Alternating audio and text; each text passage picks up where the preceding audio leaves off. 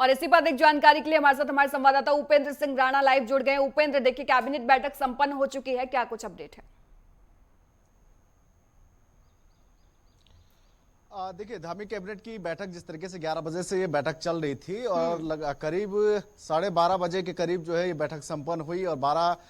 बड़े प्रस्तावों पर जो है जिस तरीके से मोहर लगी। हालांकि जिस तरीके का हम जिक्र कर रहे थे कि पंचायती विभाग को लेकर जो है इस पर कैबिनेट में जो है वो फैसला हो सकता है, हालांकि उस पर किसी प्रकार की कोई चर्चा जो है वो नहीं हुई है। जिस तरीके से इन 12 प्रस्तावों की अगर बात की जाए तो इसमें जो उत्तराखंड पब्लिक ट्रांसपोर्ट जो पेट्रोल और डीजल वाहन है उसको इलेक्ट्रिक वाहन में बदलने का फैसला जो है वो लिया गया है। उसमें सब्सिडी जो है एसएमए अकाउंट के जरिए जो है उनमें सब्सिडी भी जो है ग्राहकों को मिलेगी, तो उसका फैसला जो है वो कैबिनेट में जो है वो पास हुआ है। साथ ही जो स्ट्रांग हाइब्रिड गाड़ियों को इसमें छूट मिलेगी और जो उत्तराखंड मोटर वाहन टैक्सेशन को लेकर जो है इसमें चर्चा हुई है कि अब जो हाइब्रिड वाहन को जो है टैक्स में छूट जो है वो दी जाएगी, जिसको कैबिनेट में मंजूरी जो है वो मिल चुकी है।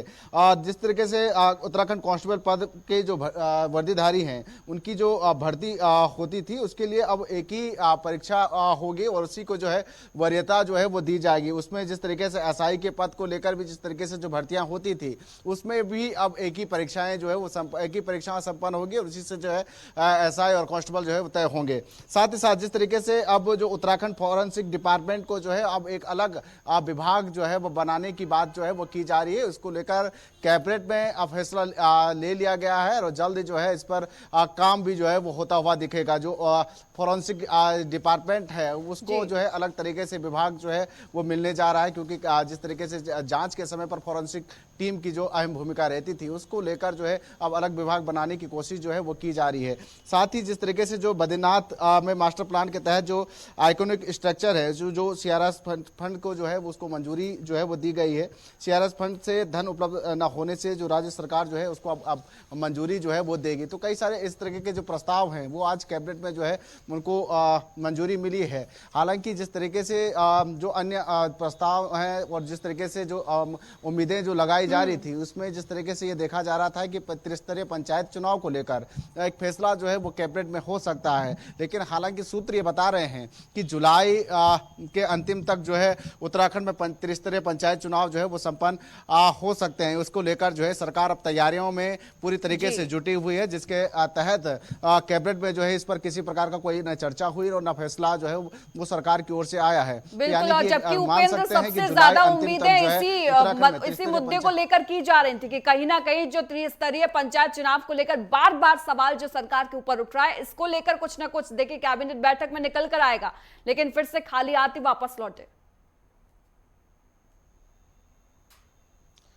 देखिए, बिल्कुल जिस तरीके से ये देखा जा रहा था कि अगर सरकार जो है का मन नहीं है कि अभी जो है त्रिस्तरीय पंचायत चुनाव जो है वो कराया जाए और ऐसे में सरकार ये जो विशेष सत्र बुलाने की जो बात हम लगातार कह रहे थे कि विशेष सत्र जो है वो बुला सकती है, उसमें कैबिनेट में जो है आज उस पर फैसला हो सकता है कि विशेष सत्र जो है विधानसभा में बुलाए और उसके बाद जो संशोधन है उसको विधेयक को पास करने के बाद जो है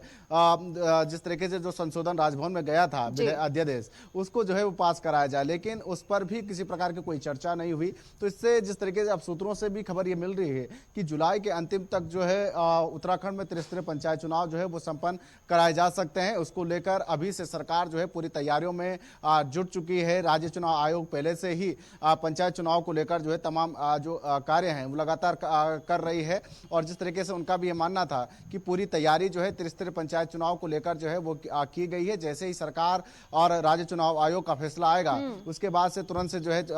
चुनाव को लेकर जो है काम किया जाएगा। तो यानी कि ये कह सकते हैं कि जुलाई अंतिम तक जो है त्रिस्तरीय पंचायत चुनाव जो है उत्तराखंड में संपन्न हो सकते हैं, लेकिन ये भी देखना होगा कि जिस तरीके से आरक्षण के मुद्दे